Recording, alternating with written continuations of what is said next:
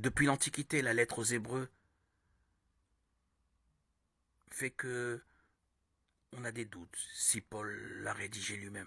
Hormis la fin, le style est trop différent de ces lettres que l'on connaît. Quel que soit l'auteur, c'est un grand écrivain qui maîtrise bien le grec. Quand a-t-il écrit cette lettre aux Hébreux? On pourrait dire que c'était dans la deuxième moitié du premier siècle de notre ère, avant l'an 70.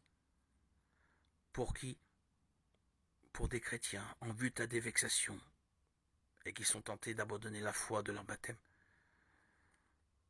La tradition les appelle Hébreux, peut-être à cause de la référence constante au culte de la première alliance, celle du Sinaï. Ils ne sont pas d'origine juive, mais ils connaissent bien les Écritures citées de nombreuses fois. Aux multiples sacrifices du temple de Jérusalem, l'auteur oppose le sacrifice unique de Jésus, clé du salut et de la vie dans la nouvelle alliance. À sa suite, une formule liturgique étonnante dira que le Christ est à la fois le grand prêtre, l'autel et la victime.